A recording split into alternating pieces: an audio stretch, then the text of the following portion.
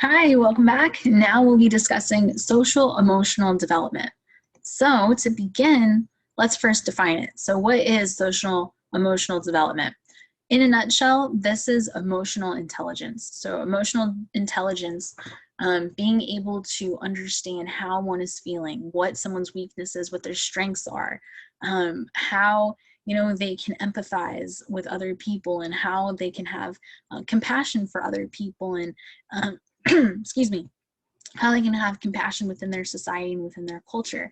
So all of this is, you can more broadly define it as intrapersonal and interpersonal skills. So, and all of these come together. Having a strength in social emotional development allows someone to be a more productive member within their society and helps them become better prepared for everyday life. So, moving forward, there are 5 key points that the Collaborative for Academic, Social, and Emotional Learning states that really helps drive and lead social emotional development. The first is self-awareness. So again, going back to a more introspective mindset. So being able to understand, where someone is, how they're doing, what they need to do to improve, or what they're already strong in, how they can goal set and how they can plan for the future. This is all that growth mindset. Next, we have self-management. So self-management, so we're talking about like self-control faucets. So more think along the lines of being able to manage your behavior and control your impulses, and recognize your feelings and how we should, you know, um, how we should handle our feelings and go about them. And now we have social awareness for number 3. So that really expresses a sense of empathy for the community that you live in, or a sense of empathy for other people, your peers, whoever it may be. Number 4 is relationship skills. So this focuses on like communication, collaboration, and being able to problem solve within different situations.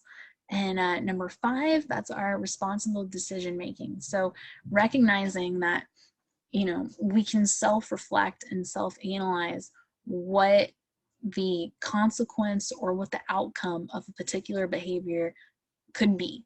So being self-aware that the things that we do, the things that we say, they're actions and they have weight to them. And there are positive contributions to society, and there are also negative contributions to society or classroom, wherever you may be. So these 5 attributes really encompass the social emotional development. Moving forward, when we acquire those 5 facets of the social emotional development, it produces several benefits for society, and some of them we have listed here. So some of these things is like it enables someone to reach a higher level of success. So students who acquire these skills of social emotional development, they tend, according to the article, to get better grades in school. They have a better chance of graduating from school. They have a better chance of landing that job after their schooling and whatnot. It also promotes more positive behavior. So for example, if we have a campus who employs social emotional development campus-wide, and they're really promoting these skill sets that encourage introspection, encourage interpersonal skills and intrapersonal skills. According to the reading, it can lead to a decrease in bullying, because students are more aware of how others feel. They have a better awareness of how they're feeling and how they should go about expressing what it is they're feeling. So it creates a more positive behavior. And finally, one of the things that it also creates is it helps to prevent isolation and a sense of and it builds self-esteem. So for example, we may have a student who is very gifted, they're very bright, and they excel academically, but they may be doing very well academically and their grades reflect that, but maybe they lack interpersonal skills, which prevents them from maybe creating friends, or maybe, you know, connecting with their peers, or the people around them. And this disconnection can create a sense of loneliness, and loneliness can, you know, if it builds up over time, it can lead to, you know, unfortunately, a sense of like anxiety or depression or helplessness. So by being able to encourage and foster schools that use social emotional development, we can create and bridge connections between people by strengthening these skill sets. So moving forward, how do we do this? How do teachers and schools employ social emotional instruction? Well, according to our reading, one of the things that we can do is just explicit instruction. So by teachers presenting an activity and explaining how this is developing social emotional skills, it becomes very clear to students what it is that they're developing, what it is they're practicing. So that's one tactic. Number two, another thing that we can do is what we just talked about with a little earlier with the bullying. So by implementing school-wide social emotional goals and outlines and expectations. So realizing that if we employ this campus-wide and we create a community that really strives to foster these intrapersonal skills and interpersonal skills, we can create a more positive learning environment that not only just affects the school, but these are attributes that the students can take with them and employ them elsewhere too.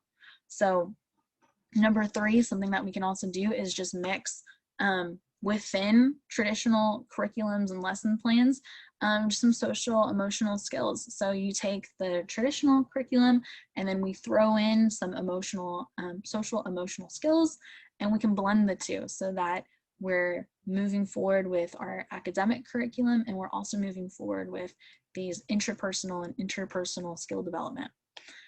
Four, what teachers can also do is really develop an understanding of just milestones and what they should expect from students when they're trying, or excuse me, teachers should understand the milestones that students should reach at a particular age. So whether that be, you know, how well they interact with students, how well they express themselves. And if we see that students aren't reaching particular milestones, then teachers can provide extra support to those students so that even though, you know, at first they might be a little behind, but we can get them back up so that they are with their peers and that they are able to communicate effectively and express themselves effectively.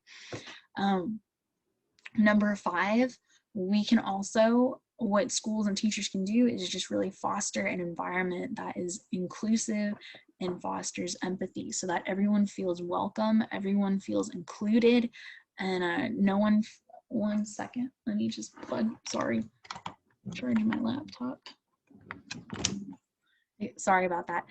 Create an inclusive environment that really fosters empathy so that everyone feels included and welcomed.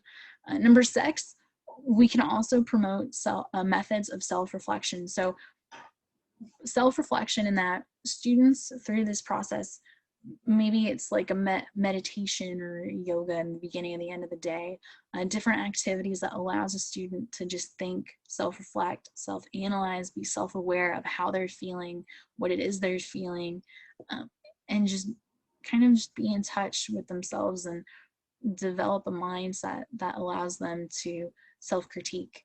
So finally, we can also apply the universal design for learning. So universal design for learning, it employs different activities and different teaching tactics that students of all backgrounds, of all prior experiences can use to relate to. So for example, you know, if we have a particular lesson, a teacher can create a couple different activities throughout the week while they're discussing that lesson so that one activity can reflect, or not reflect, can reach out to a particular learning style, and a different activity can reach a different learning style. And within these different learning styles, we can employ different opportunities for students to develop social emotional skills. So this is the social emotional development. Thank you so much for listening. Bye.